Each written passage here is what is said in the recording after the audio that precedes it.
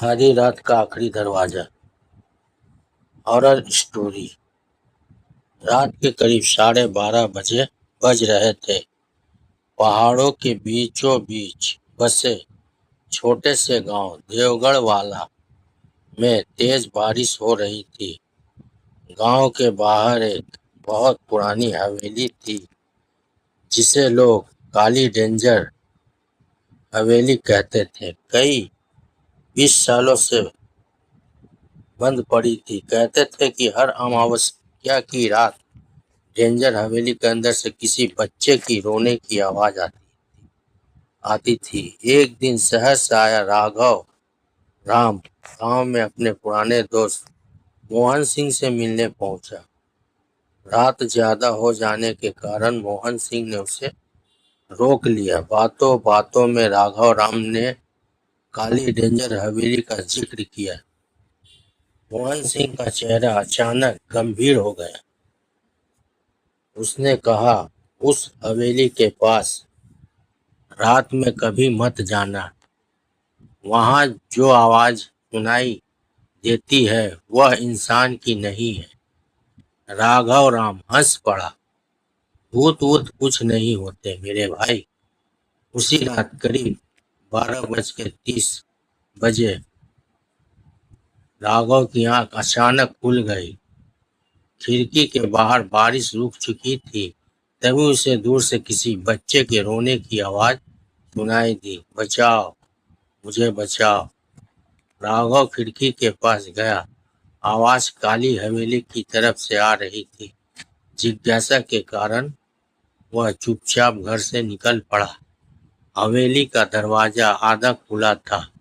राघव राम ने अंदर कदम रखा। अंदर घना अंधेरा था। दीवारों पर पुराने चित्र लगे थे। अचानक ऊपर की मंजिल से किसी के दौड़ने की आवाज आई।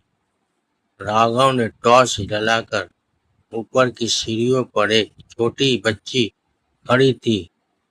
उसने सफेद कपड़े पहन रखे थे और उसका चेहरा नीचे झुका हुआ था। राघव ने पूछा, तुम यहाँ अकेली क्या कर रही हो? बच्ची ने धीरे से सिर उठाया और बोली, मुझे मेरी माँ के पास ले चलो। राघव राम ने पूछा, तुम्हारी माँ कहाँ है?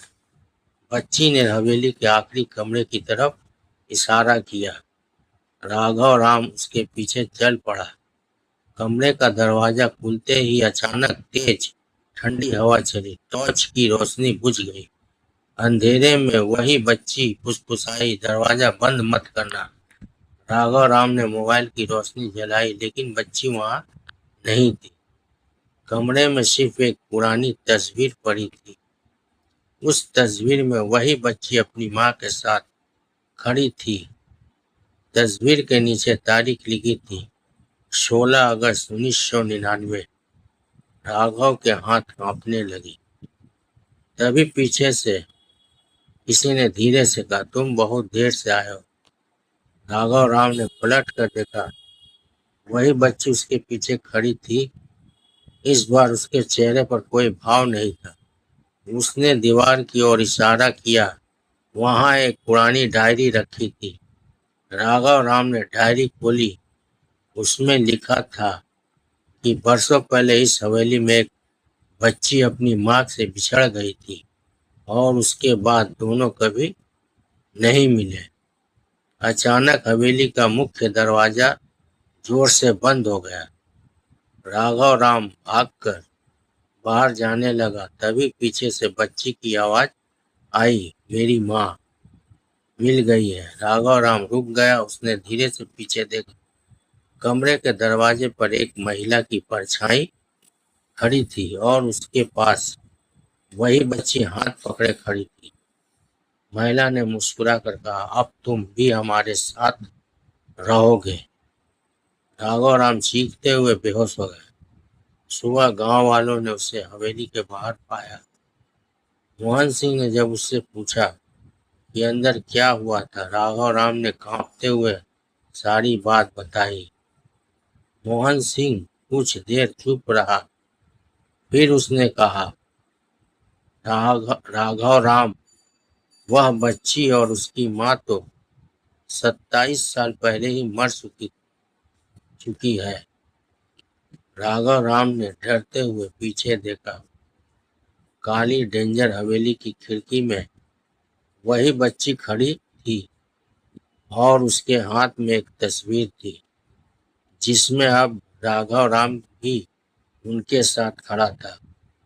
उस रात के बाद राघव राम ने कभी देवगढ़ वाला का नाम तक नहीं लिया, लेकिन गांव वालों का कहना है कि आज भी हर अमावस्या की रात काली डेंजर हवेली से 3 आवाजें आती, एक बच्चे के रोने की, एक महिला की हंसी की और तीसरी आवाज राघव राम की होती है।